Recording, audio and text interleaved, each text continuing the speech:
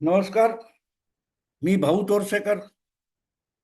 तुम्ही बघत आहात प्रतिपक्ष.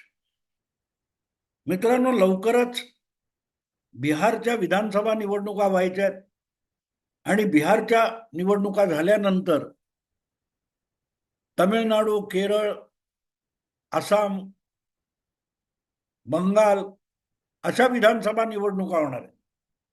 आणि यामध्ये केरळ हे राज्य मला महत्वाचं वाटतं, कारण माझं या मालिकेतलं पहिलं राज्य ते आहे.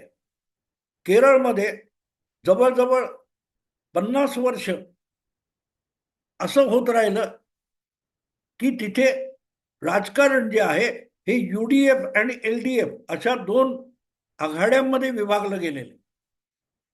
दोन आघाड्या. UDF म्हणजे युनायटेड डेमोक्रेटिक फ्रंट, काँग्रेसच्या नेतृत्वाखाली ही आघाडी ही मला वाटतं 1970च्या दशकात तयार झाली. आणि त्यांच्या विरुद्ध LDF म्हणजे लेफ्ट डेमोक्रेटिक फ्रंट, मार्क्सवादी कम्युनिस्ट पक्षाच्या नेतृत्वाखालची ती LDF आणि काँग्रेसच्या नेतृत्वाखालची ती UDF. मला वाटते आणीबाणीच्या काळामध्ये कम्युनिस्टांमध्ये फूट पडली होती. मार्क्सवादी कम्युनिस्ट पक्ष हा आणीबाणीचा विरोधक होता 1975च्या काळात, आणि त्यांचाच जो पितृपक्ष म्हणता येईल असा जो ओरिजिनल कम्युनिस्ट पक्ष होता CPI. मार्क्सवादी म्हणजे CPIM आणि CPI म्हणजे मूळचा कम्युनिस्ट पक्ष. 1962 मध्ये जेव्हा चीनने भारतावर आक्रमण केलं तेव्हा त्या आक्रमणाचं समर्थन करणारा एक गट कम्युनिस्ट पक्षात होता, ज्यांना अटक करण्यात आली होती. देशद्रोह म्हणून त्यांना अटक करून तुरुंगात डांबलेलं होतं. का? तर ते भारतावर हल्ला करणाऱ्या चीनचं समर्थन करत होते. चीनी आक्रमणाला ते मुक्तीचा दरवाजा उघडला असं म्हणत होते, म्हणून त्यांना तुरुंगात टाकण्यात आलं. आणि त्यानंतरच्या काळात मूळचा अखंड कम्युनिस्ट पक्ष होता, त्याचे दोन तुकडे झाले. BT रणदिवे, EMS नमूदिनपाद किंवा असे जे लोक होते, ज्योती बसू वगैरे, असे हरे कृष्ण सुरजीत वगैरे असे लोक जे होते, कडवे कट्टर कम्युनिस्ट मार्क्सवादी माओवादी, ते मूळ कम्युनिस्ट पक्षातून बाजूला झाले आणि त्यांनी CPI मार्क्सिस्ट म्हणजे अधिक जहाल कम्युनिस्ट असा वेगळा भाग केला. आणि त्यातला जो मवाळ कम्युनिस्ट पक्ष तो ओरिजिनल होता. त्या कम्युनिस्ट पक्षाला सोबत घेऊन, म्हणजे डांगे वगैरे अशी मंडळी, इंद्रजित गुप्ता वगैरे अशी मंडळी त्यात बरीच होती, त्यांना घेऊन इंदिराजींनी केरळमध्ये स्वतःचं सरकार उभं केलं. आणि तेव्हापासून UDF झाली. म्हणजे दोन कम्युनिस्ट दोन वेगळ्या गटात होते. UDF मध्ये मार्क्सवादी, UDF मध्ये काय ते CPI, आणि LDF मध्ये मार्क्सवादी. तर ती आघाडी दीर्घकाळ चालत राहिली. पुढच्या काळात CPI पण काँग्रेसला सोडून LDF मध्ये आला, डाव्या आघाडीत आला वगैरे वगैरे. पण गेले 50 वर्ष दर 5 वर्षांनी एकदा LDF सत्तेवर येते, एकदा UDF सत्तेवर येते. अक्षरशः दोन आघाड्यांमध्ये अख्खं केरळचं राजकारण विभागलं गेलं. पण त्याचं एक कारण अगदी तुम्हाला गंमत वाटेल, अनेकदा दोन आघाड्यांमध्ये फक्त अर्धा टक्का मतदानाचा फरक असायचा. अर्ध्या टक्क्याने एक आघाडी सत्तेत यायची आणि दुसरी आघाडी विरोधी पक्षात बसायची. तिसरा पक्षच नव्हता. अपक्ष किंवा चिरकुट काही पक्ष असतील तर, पण मूळ सत्तेचं राजकारण जे आहे हे या दोन आघाड्यांमध्ये विभागलं गेलं होतं.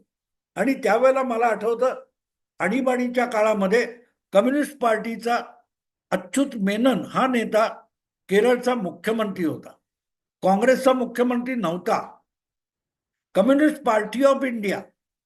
आणि आणखीन एक त्यातली गंमत सांगितली पाहिजे की काँग्रेसच्या पाठिंब्याने आपली 5 वर्षाची टर्म पूर्ण करणारा अच्युत मेनन हा केरळचा आणि संपूर्ण भारतातला एकमेव मुख्यमंत्री असा आहे की ज्याला काँग्रेसने पाठिंबा दिला आणि तो ह्या निवडणुकीपासून पुढल्या निवडणुकीपर्यंत मुख्यमंत्री पदावर राहिला. अन्यथा काँग्रेसच्या पाठिंब्याने जे जे कोणी मुख्यमंत्री झाले किंवा पंतप्रधान झाले त्यांना लवकरच पाठिंबा मागे घेऊन काँग्रेसने जमीनदोस्त केलेले. असो, तो मुद्दा नाही. तर असं केरळमध्ये दर 5 वर्षांनी जी सत्ता आघाडी बदलत होती तिला गेल्या वेळेला काय तो मिळाला किंवा गेल्या वेळेला ते गाडं अडलं आणि दुसऱ्यांदा लागोपाठ LDF सत्तेवर आली. आणि त्याचं कारण सरळ आहे. त्याचं कारण सरळ आहे की जे दीर्घकाळ केरळमध्ये द्विपक्षीय किंवा 2 आघाड्यांमध्ये विभागलेलं राजकारण होतं त्याला गेल्या 10 वर्षामध्ये भाजपने केरळमध्ये आपले हातपाय पसरायला सुरुवात केली आणि तिसरा पक्ष म्हणून आपला जम बसवायला सुरुवात केली. त्याचा फायदा डाव्या आघाडीला केरळात मिळाला आणि पिनियारी विजयन हा मुख्यमंत्री दुसऱ्यांदा आपल्या आघाडीला बहुमतात निवडून आणू शकला. आता तिसऱ्यांदा ते होईल का हे लवकरच कळेल. आणखीन पुढची 1.5-2 वर्ष आहेत आणि त्यामुळे हे सगळं काय होईल काय नाही याची चर्चा चालू असताना केरळचं राजकारण किती लोकांना माहिती आहे. आज काँग्रेसचा केरळमधला जो रास आहे, राहुल गांधींना किंवा प्रियंका वाड्रांना केरळच्या वायनाडमधून निवडून यावं लागतं, तिथल्या मुस्लिम मतांवर निवडून यावं लागतं, इतकी काँग्रेसची लाचारी झालेली आहे. पण तिथला काँग्रेस पक्ष कोणी संपवला? मार्क्सवादी कम्युनिस्ट वगैरे कोणी संपवला नाही. त्याची सुरुवात पंडित जवाहरलाल नेहरू पंतप्रधान असताना आणि इंदिराजी म्हणजे नेहरूंचीच कन्या ही काँग्रेस अध्यक्ष असताना झाली. देशात दुसरी सार्वत्रिक निवडणूक झाली 1957 साली. तेव्हा जगातला पहिला एक कम्युनिस्ट पक्ष लोकशाही पद्धतीने निवडून सत्तेवर आला असा अजूबा घडला. कारण कम्युनिस्टांचा लोकशाहीवर विश्वास नाही. ज्या ज्या जगातल्या कुठल्याही देशामध्ये कम्युनिस्ट सत्ता आहे ती निवडणुकीने आलेली नाही, तर आंदोलनातून आणि हिंसाचारातून आलेली, रक्तपातातून आलेली. पण निवडून सत्तेवर आलेला पहिला मुख्यमंत्री EMS नंबूद्रीपाद केरळचा. पण अर्थातच केरळमध्ये सुद्धा काँग्रेसला हरवून 1957 साली कम्युनिस्ट पक्षाचा मुख्यमंत्री झाला असं झालेलं नव्हतं. स्वबळावर बहुमत मिळवणं कम्युनिस्ट पक्षाला सुद्धा शक्य झालेलं नव्हतं. आणि म्हणून ज्या वेळेला ही निवडणूक झाली तेव्हा प्रजा समाजवादी पक्ष नावाच्या एका समाजवादी गटाला आणि पक्षाला सोबत घेऊन कम्युनिस्ट पक्षाने आघाडी करून ती निवडणूक लढवली होती आणि जिंकली होती किंवा काँग्रेसचं बहुमत खतम केलं. आणि काँग्रेसचं बहुमत गेलं आणि केरळमध्ये पहिलं बिगर काँग्रेस सरकार हे 1957च्या निवडणुकीमध्ये आलं. काय 18 का 20 असे समाजवादी पक्षाचे आमदार होते आणि मला वाटतं यांचे काय 60-70 वगैरे कम्युनिस्ट पक्षाचे असतील. असं दोघांचं मिळून जे सरकार झालं होतं ते काय 1-2 वर्ष चाललं असेल. पण ते सुद्धा काँग्रेसला खुपत नव्हतं. आज जेव्हा उठसूट काँग्रेसवाले किंवा सगळे काय ते पुरोगामी आणि इंडी अलायन्सचे लोक भाजप दुसरं सरकार टिकू देत नाही, दुसऱ्या सरकारशी केंद्र सरकार मोदींचं असहकार करतं म्हणतं, नेमकं तेच इंदिराजींनी आणि पंडित जवाहरलाल नेहरूंनी केरळच्या EMS नंबूद्रीपाद सरकारच्या बाबतीत केलेलं होतं.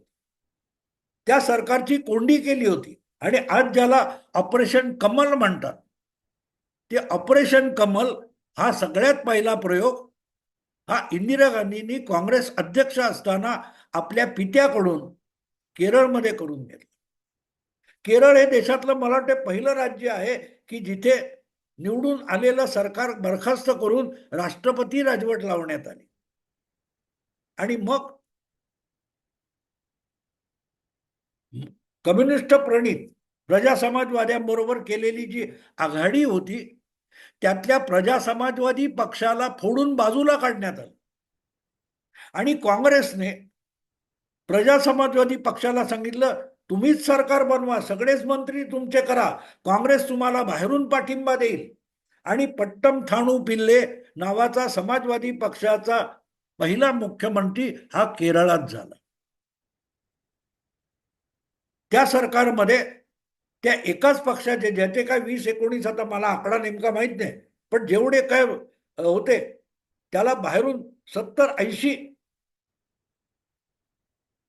आमदार काँग्रेसचे पाठिंबा देत होते आणि लवकरच तेही सरकार इंदिराजींनी पाडलं आणि केरळमध्ये राष्ट्रपती राजवट लागली. मध्यावधी निवडणुका घ्यायची वेळ आली आणि तिथून केरळमध्ये आघाडी सरकार सुरू झालं.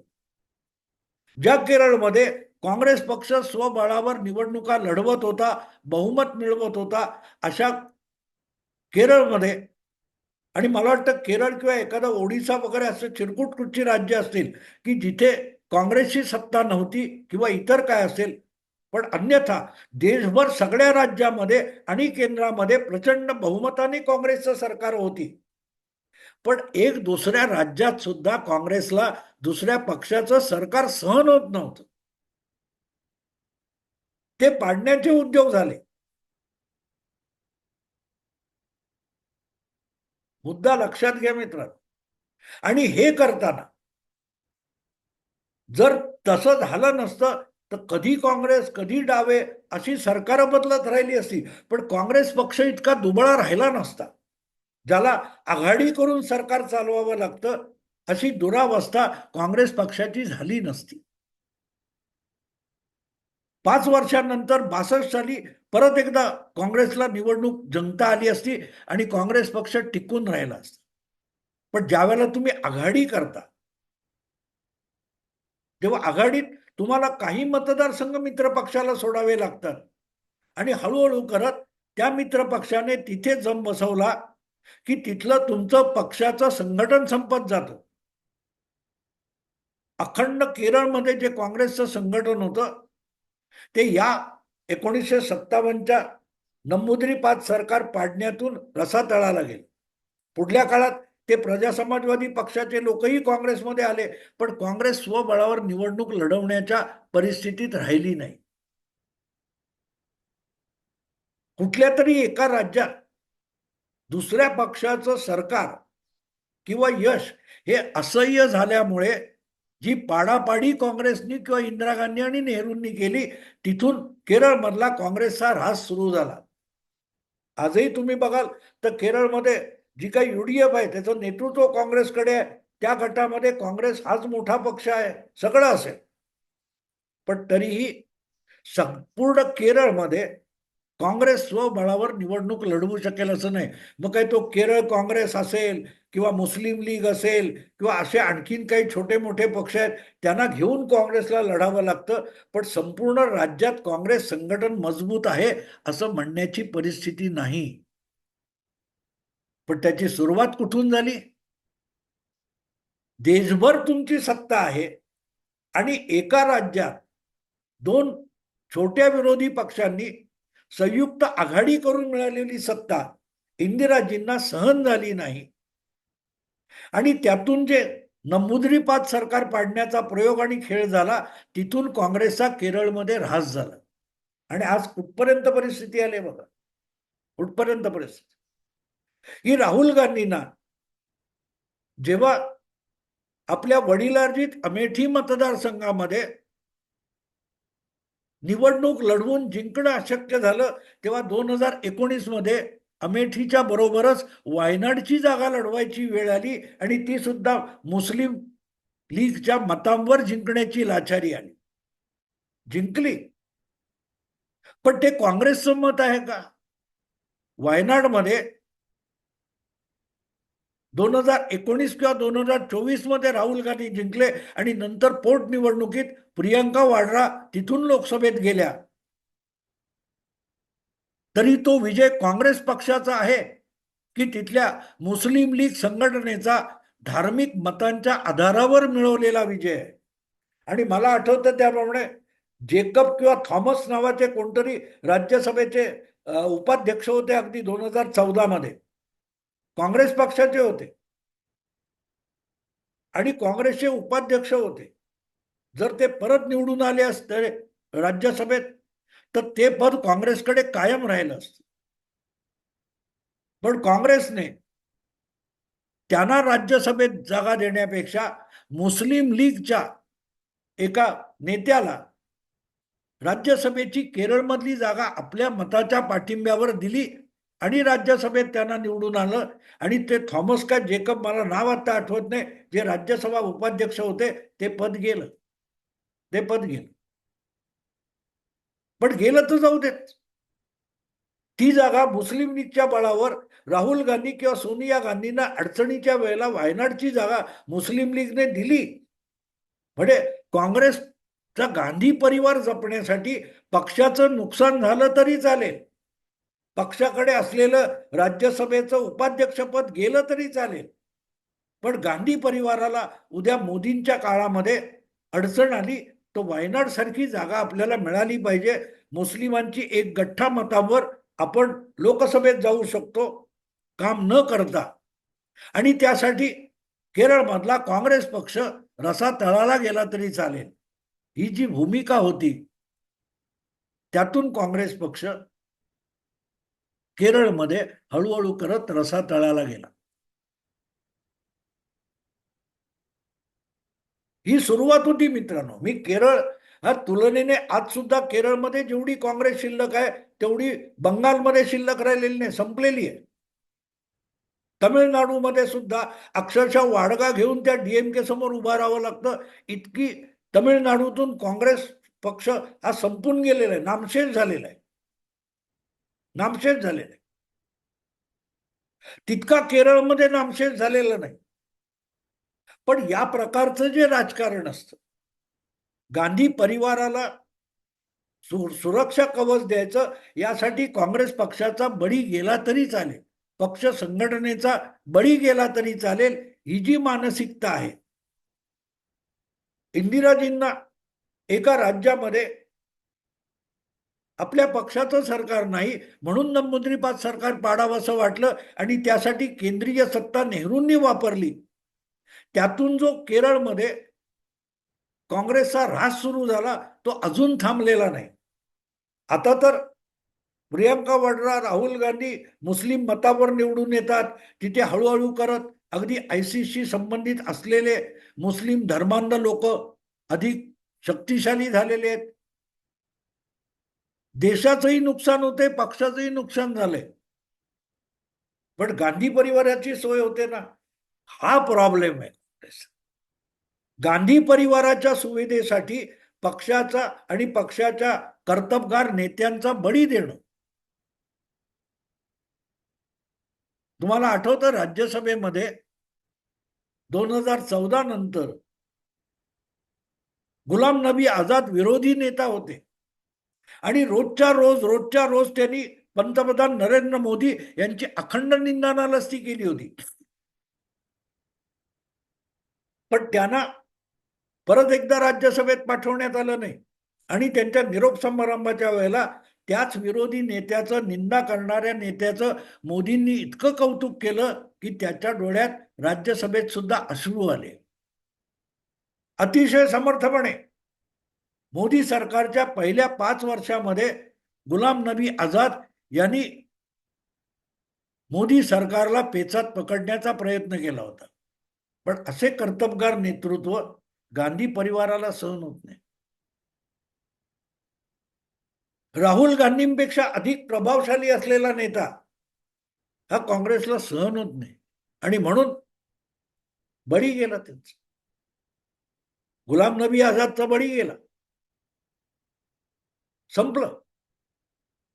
नुसतं ते नाही तर दिल्ली बंगालमधून एकाकी ममता दीदी असो किंवा डावे असो त्यांच्याशी झुंजणारा अधीर रंजन चौधरी सारखा नेता हा गेल्या 5 वर्षात असाच संपवण्यात आला. आज सुद्धा तुम्ही लोकसभेत बघाल तर शशी थरूर आहे किंवा मनीष तिवारी आहे यासारखे उत्तम वक्ते उपलब्ध आहेत.